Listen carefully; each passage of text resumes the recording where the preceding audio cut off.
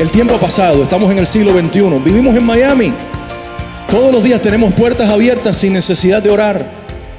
El gobierno nos da la oportunidad de que nosotros nos reunamos en cualquier lugar, público o no, para celebrar nuestra fe cristiana. Y eso es una bendición, ¿sí o no?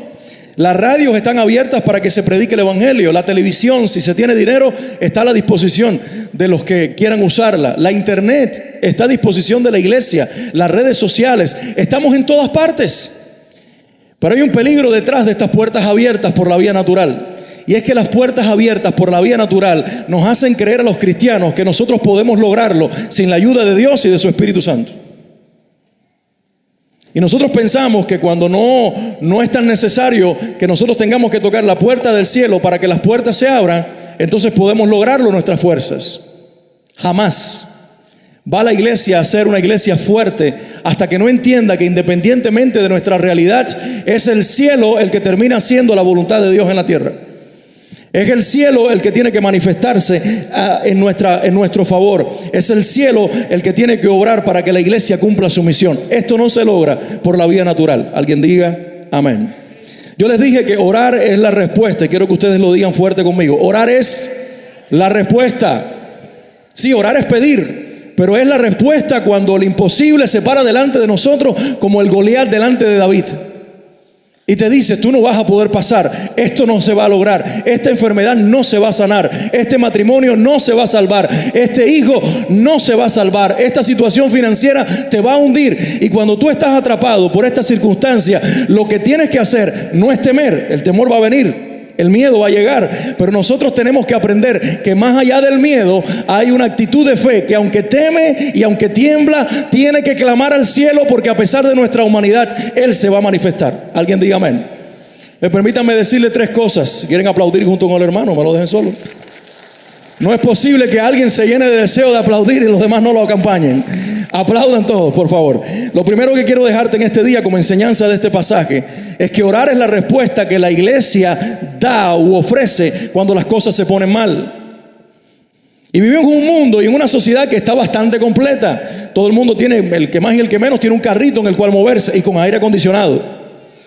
Tú tienes la bendición de comer bien todos los días, de vestirte bonito todos los días, de tener una casa con aire central, de tener muchas bendiciones. Pero hay situaciones que a pesar de todas las bendiciones van a tocar a la puerta de tu vida. Y cuando tocan, no hay médico que la solucione.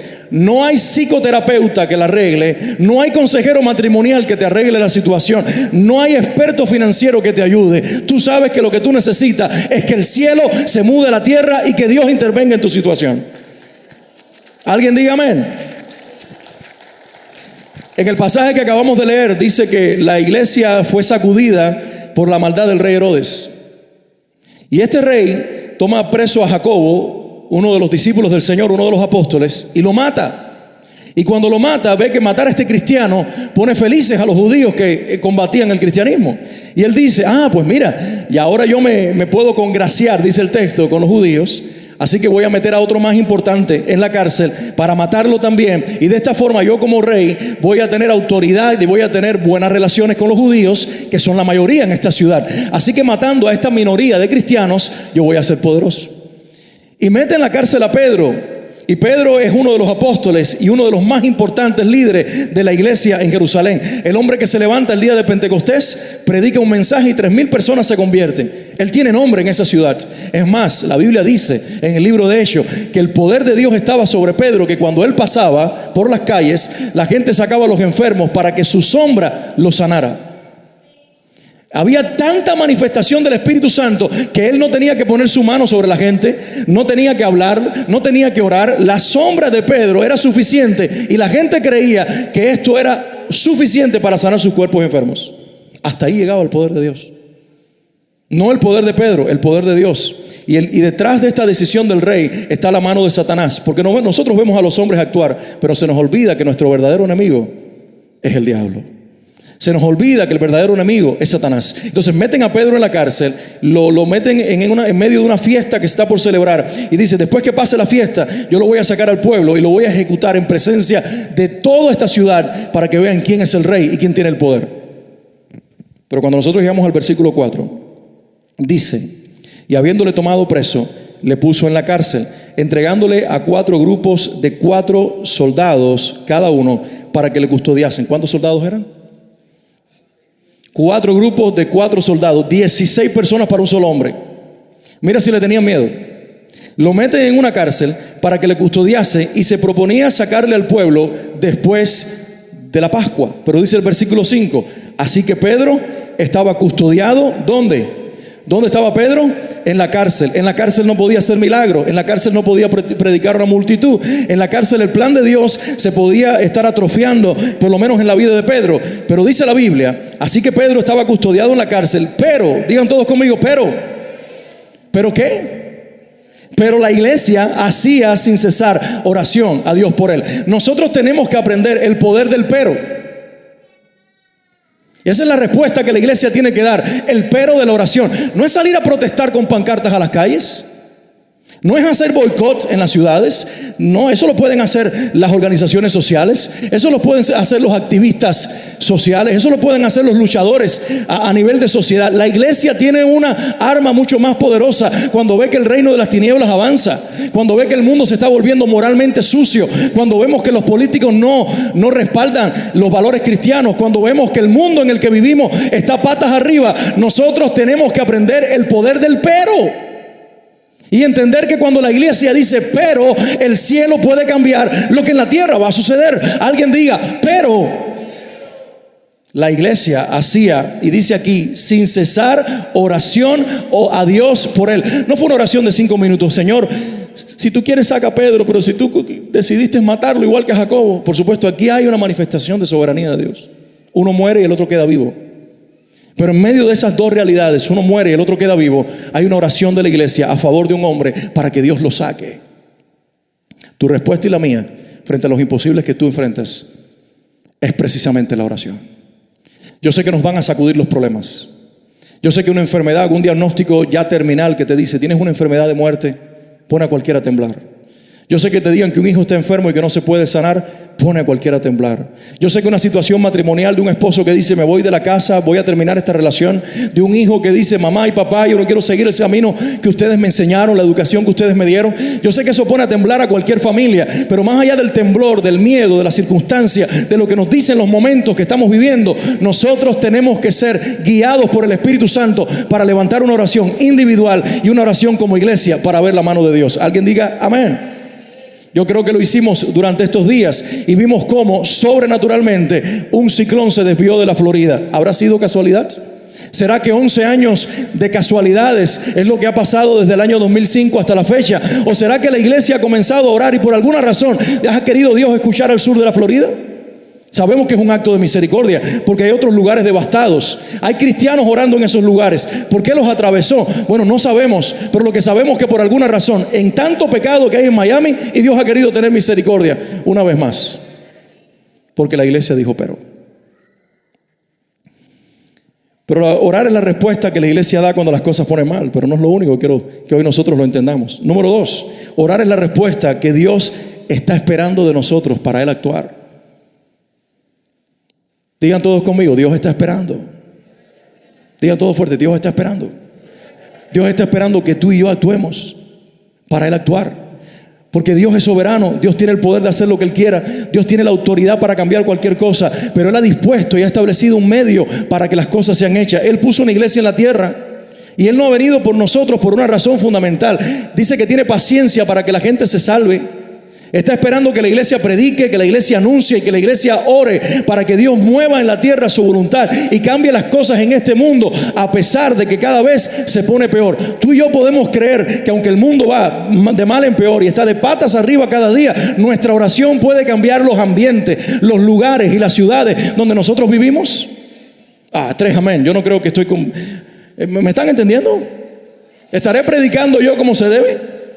¿Será que tú y yo podemos ponernos de acuerdo y creer que cuando nosotros nos ponemos de acuerdo y oramos intensamente, como lo hacía esta iglesia, para que situaciones imposibles sean cambiadas, Dios lo hará? Dice la Biblia, y les leo el versículo 6 hasta el versículo 10. Y cuando Herodes le iba a sacar aquella misma noche, estaba Pedro durmiendo. Y me encanta que Pedro duerma y al otro día lo van a matar. Porque cuando uno tiene una preocupación, te vas a morir. Imagínate que te digan, te van a matar mañana. ¿Tú dormirías? A lo mejor estás con los ojos abiertos ahí, todo vuelto loco. Pero cuando alguien ha tenido la experiencia de estar en paz con el Espíritu Santo, dice, bueno, ya viví lo que voy a vivir. Y si tengo que morir, muero. Cumplí mi propósito, cumplí mi llamado. El Señor está conmigo. Y nosotros tal vez no podamos decir amén porque no hemos estado quizás allí, pero que ha estado al borde de la muerte y ha tenido paz, puede decir amén en este lugar y puede decir, mi Dios ha estado conmigo. Pedro está durmiendo rodeado de soldados que lo odian, de gente que lo quiere matar, sujeto con 2 cadenas, digan conmigo, con 2 cadenas.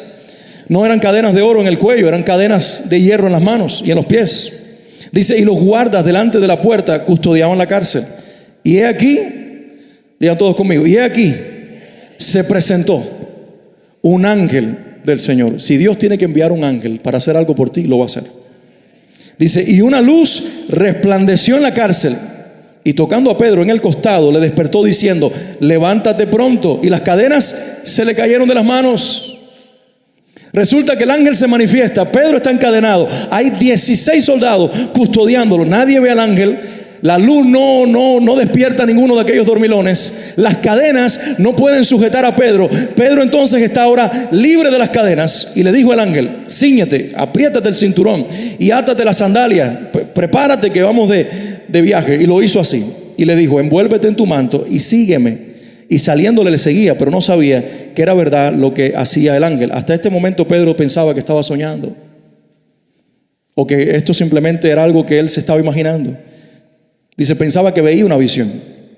Y habiendo pasado la primera y la segunda guardia, llegaron a la puerta de hierro que daba a la ciudad, la cual se abrió por sí misma. ¿Alguien puede creer esto? ¿Alguien puede creer en un Dios que altera lo natural para bendecir a los suyos? ¿Lo puedes creer de verdad? Porque esto nos parece una historia del primer siglo, que a lo mejor un poco de fantasía, que estos discípulos están muy llenos veían demasiadas películas de Steven Spielberg. O iban a Disney con mucha frecuencia. Pero ni lo uno ni lo otro. Esta es gente que ve el poder de Dios. Esta es gente que ve la manifestación del Señor. ¿Recuerdan que les hablé hace una semana de Almolonga en Guatemala? Les invito a ver el video. La ciudad de Almolonga en Guatemala, donde ocurrió un avivamiento impresionante. Y allí en el video que describe ese milagro, dicen que lo que ocurrió en un pueblo hechicero que hacía pacto con la muerte, que adoraba a los demonios, donde casi no había cristianos, que hoy hay más del 50%, de 20,000 habitantes que tiene el pueblo, más del 50% son cristianos, que hubo un milagro en la agricultura de cosas impresionantes. ¿Recuerdan que les narré eso? Pero si ustedes ven el video que está en la internet, en YouTube, dice que lo que provocó que el pueblo se volviera a Dios fue que invitaran a uno de los pastores de la ciudad al mortuorio, al funeral de una mujer que se había muerto. Y cuando el pastor llegó para acompañar y darle consuelo, como hacemos los pastores, a los familiares del muerto, el Espíritu Santo le dice, ahora le dices a la muerta, levántate en el nombre de Jesús y anda. ¿A quién ustedes le escucharon decir eso? ¿Dónde lo han leído? En la Biblia. Pero lo malo de nosotros es que lo dejamos en la Biblia y pensamos que fue para los tiempos bíblicos. Y se nos olvida que el mismo Dios de la Biblia es el mismo Dios de hoy y es el mismo Dios de siempre. Entonces este hombre escucha la voz del Espíritu Santo y no hace como nosotros. Porque nosotros a veces escuchamos la voz del Espíritu Santo y dice, pégate a alguien y háblale. Como le dijo a Felipe. Compártele tu fe a esa mujer que está llorando. Háblale a ese hombre que está serio. A ese que está esperando quizás una guagua si te tocó esperarla. O a ese otro que está en el mercado y que te dio conversación. Dile que yo lo amo. Dile que tengo un plan. Y le dice, ¿será que eres tú, Señor? ¿O es el diablo? Apártate de mí, Satanás. Ah, no, son mis emociones. Ay, no, yo pensando que Dios me habla a mí. Y ahí comenzamos una lucha interna. Y con eso silenciamos la voz del Espíritu Santo. Pero ese hombre de Dios en Guatemala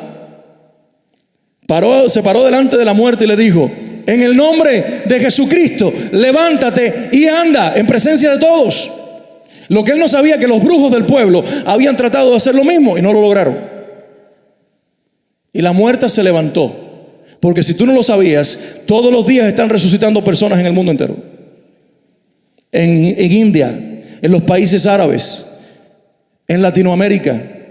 Lo que pasa es que el mundo occidental, Europa y Estados Unidos, nos hemos vuelto tan inteligentes que de tan inteligentes somos incrédulos y brutos.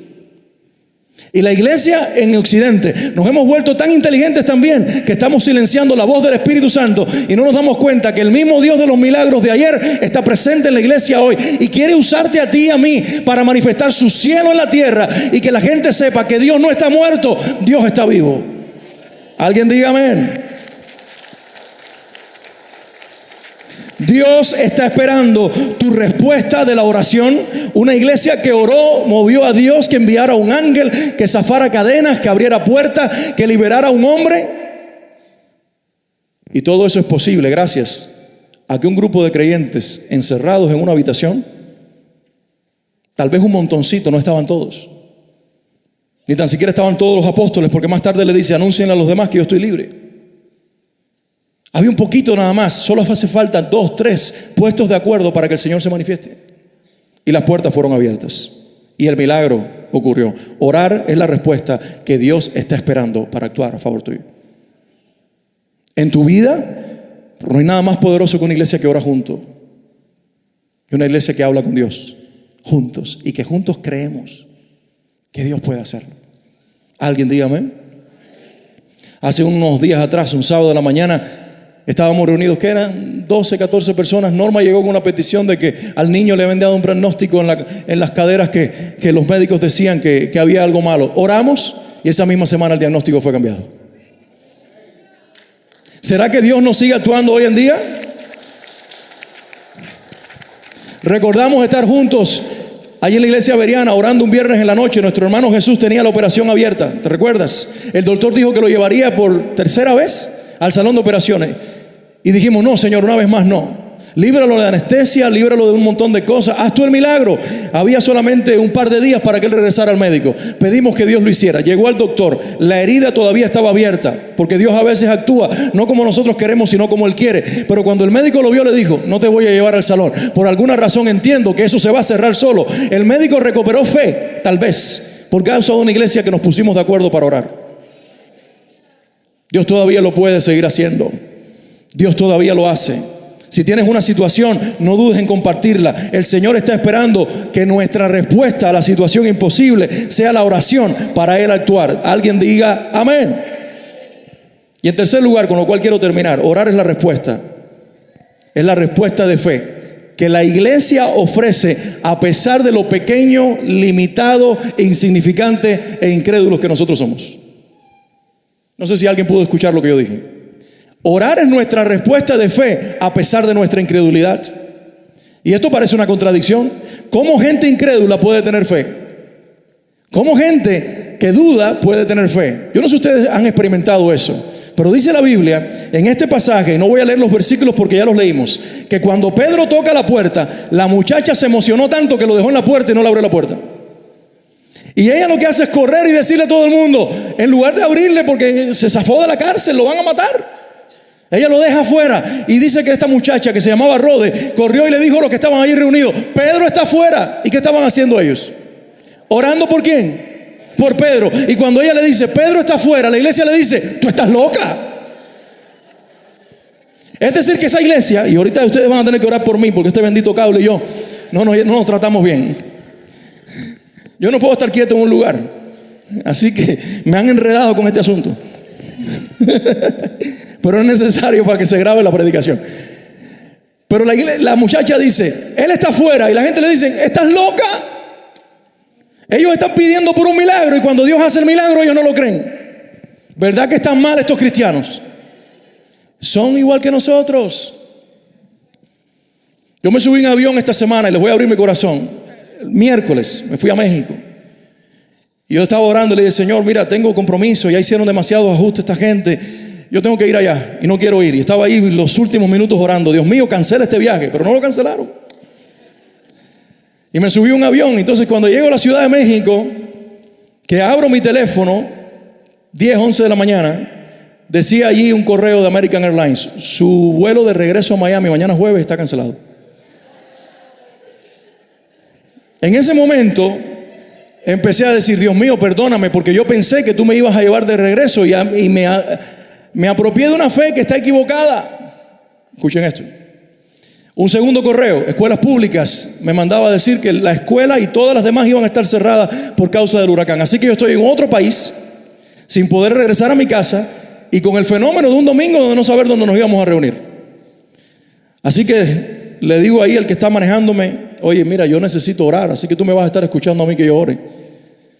Y empecé a orar, Señor, Padre, yo te pido que tú abras la puerta, etcétera, etcétera. Y me trato de comunicar con la aerolínea, con American, no me contestan, las líneas están abarrotadas, son cientos de personas tratando de regresar.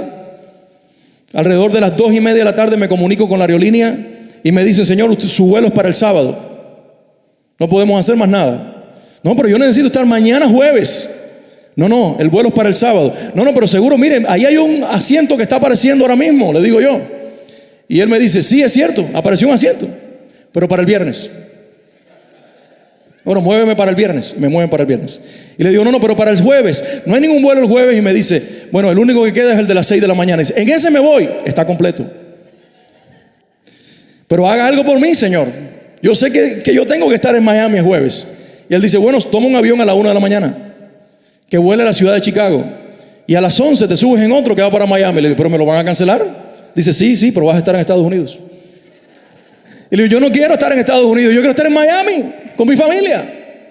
Yo que necesito estar ahí. Lo siento, Señor. ¿Qué hace? ¿Se va en el de la 1 de la mañana o en el de las 11? Le ponme en el de las 11 del viernes. Y ahí lo puse. Y dije, bueno, no puedo hacer nada. Desconsolado y con hambre, mejor como. Entonces entré en un restaurante y pedí una sopa. Le traemos un consomé de ave ahí, de pollo que tienen los mexicanos. Yo iba a decir los dominicanos. Los mexicanos. Dice, traemos un consomé de pollo allí. Y digo, por lo menos para que me levante el ánimo. Y cuando estoy ahí, que estoy orando por la comida, el Señor me pone en el corazón que llame a la persona que compra los boletos. Y que yo le confíe esa gestión. Y entonces le mando un mensaje y le digo, estoy en esta situación, pero yo creo que puedes hacer algo por mí. Y se comunica por otra vía y me dice, American no me contesta, no te puedo cambiar el boleto. Pero ¿sabes qué? Hay un asiento en el vuelo de las 6 de la mañana y te lo voy a comprar aunque perdamos el otro. Y entonces me manda a decir, ya te lo compré, te vas en el vuelo de las 6 de la mañana, el último que sale de México a Miami. Qué tremendo, ¿verdad? ¿Qué ustedes creen que yo hice? Aleluya. No, para nada. Empecé a decir, ¿y dónde está la confirmación? ¿Será que esto es verdad? Mi Dios, yo creo que esta mujer se equivocó, me compró el vuelo del sábado. No, es el del viernes. Entonces empecé, Dios mío, pero mándame una confirmación. Y yo me imagino a Dios diciendo, pero tú no me acabas de pedir un milagro, yo no te acabo de hacer un milagro, yo no te subí a un avión y tú todavía estás pidiendo confirmación. No se rían que ustedes son igualitos. Somos igual de incrédulos. Pero en ese momento entendí dos cosas. Número uno, que nosotros nunca podemos juzgar las intenciones de Dios. Que siempre tenemos que pensar que si alguien se equivocó, fuimos nosotros. Número dos, que nosotros tenemos que pedir aunque no tengamos la capacidad humana para creer. Porque la capacidad para creer no está en nuestra mente lógica, está en nuestro espíritu que tiene el Espíritu de Dios. Porque yo con mi espíritu creía que Dios iba a hacer un milagro y eso es lo que me hizo orar una y otra vez. Pero mi mente lógica me decía, tú estás loco, tú te quedas aquí en México. Tú vas a comer taco el fin de semana completo. Mi cuerpo me decía, tú te quedas. Mi mente me decía, tú te quedas. En mi espíritu me decía, tú te vas. Y esa lucha de un ser incrédulo con uno que es provocado a creer, la tenemos todos. Y la tuvo esta iglesia poderosa, que veía milagros increíbles, que vio muertos resucitar, que vio convertirse 3,000, 5,000 en un solo día, que la sombra de algunos sanaba a los enfermos, que veían a Dios actuar como nadie lo había visto en ninguna generación anterior, y sin embargo todavía no creían que Pedro estaba fuera de la cárcel. Es más, cuando ella le dice, no, sí es Pedro, ellos le dicen, en todo caso su ángel. Y yo no entiendo qué quisieron decir con eso. Yo sé que Dios envía un ángel que nos cuide, pero yo no sabía que los ángeles se parecían a nosotros. Entonces llegó el punto de que ellos hicieron un análisis doctrinal, teológico, espiritual, y fueron capaces de creer que el ángel era capaz de bajar en lugar de Pedro a creer que la cárcel se había abierto. No importa si tu naturaleza humana y la mía le pone estorbo a la fe, sigue pidiendo, sigue creyendo, aunque la lógica te diga es imposible, aunque mientras más pidas el diagnóstico se vuelva más difícil, Aunque mientras más pidas, más rebeldice tu hijo. Aunque mientras más le pidas a Dios, la economía se vuelva peor. Aunque mientras más pidas, el matrimonio esté peor. Tu carne te dice, nadie va a salvar tu matrimonio, ni Dios lo puede salvar. Nadie va a salvar tu economía, tu salud, tu situación. No, para ya de pedir, es una locura, te equivocaste. Tu fracaso matrimonial es tu culpa, asúmelo. Tus hijos están así, es tu error, asúmelo. Tu salud está así por tu mala alimentación o tu vida sedentaria, asúmelo. Pero cuando tú asumes la realidad humana, en realidad te estás rindiendo. A pesar de tu lógica, sigue orando, iglesia, sigue clamando, porque el pueblo que ora, más allá de nuestra debilidad, verá a Dios obrando a pesar de nosotros mismos. Si alguien puede darle un aplauso al Señor Jesucristo.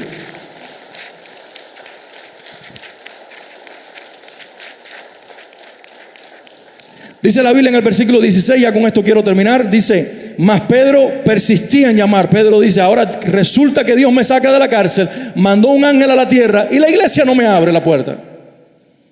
Y él empieza a golpear bien fuerte. Y cuando abrieron, le vieron y se quedaron atónitos.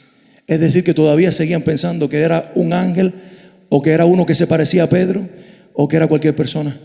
Y se quedaron. No importa que nos quedemos así. Dios quiera que nos quedemos así, porque Dios hizo un milagro. Nosotros estamos pidiendo que haya personas que estén aquí, salvadas, restituidas, restauradas. Y vamos a quedarnos con la boca así. Alguien dígame. Tú estás creyendo por un milagro en una persona que está enferma. Dios te la va a sanar delante de tus propios ojos y tú te vas a quedar así, nosotros contigo. Recuerdo cuando mi hermana se iba a morir a los 18 años con una enfermedad de los riñones y los médicos dijeron no puede hacer nadie nada por ella. Y en 25 días, después de estar orando continuamente, mi mamá hacía oración sin cesar. No sin cesar, sin cesar. Todos los días. La esposa del pastor oraba y pedía un milagro a Dios también. 25 días después, los médicos habían desahuciado a mi hermana, pero 25 días después de ese decreto médico, el cielo decretó otra cosa y la sanó. Y luego los doctores le dijeron, no sabemos por qué se extinguió la enfermedad, es un volcán que se extinguió. No sabemos, fue un milagro, pero no vas a poder tener hijos.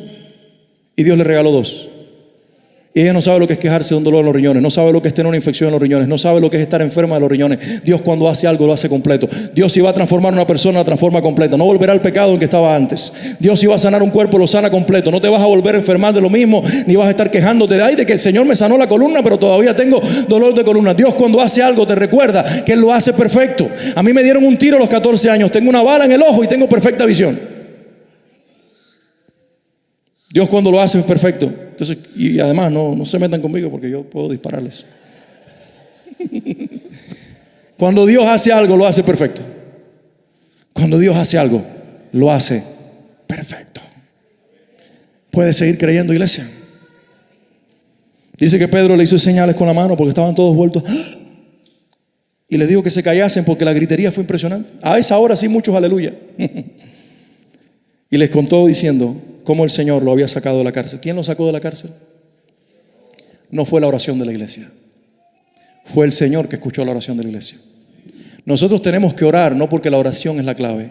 Tenemos que orar porque la oración es el vehículo que lleva la petición a Dios. Pero al final la clave es Dios mismo. Es su misericordia, es su autoridad y es su poder. El Señor dijo, Pedro, me sacó de la cárcel porque ustedes oraron, pero Dios lo hizo. Ora hasta ver a Dios hacer por nosotros lo que para Él es siempre posible. Jesús le dijo a Pedro, Pedro, para todos es imposible, pero para el que cree, todo es posible. Si ustedes siguen leyendo la historia, con ella no concluyo. Resulta que Herodes quiso matar a Pedro. Pedro sale de la prisión libre. Pedro se va a otro lugar y el que termina muerto es Herodes. El rey que creía que tenía el poder, Dios mismo lo hiere y lo mata, como diciéndole, yo tengo la autoridad sobre nuestros enemigos humanos y sobre nuestros enemigos espirituales. El único que puede es Dios. Tú no tienes que pelear con armas humanas. Tú no tienes que hacer las cosas por la vía natural. Tú no tienes que buscar a tus amigos en la justicia, en el gobierno para que peleen tus derechos. Dios tiene por nosotros autoridad y Él hará por nosotros cualquier cosa cuando nosotros solamente entendemos que nuestro único recurso es Dios. Alguien puede darle la gloria al Señor. Ponte de pie. Pónganse de pie todos, por favor.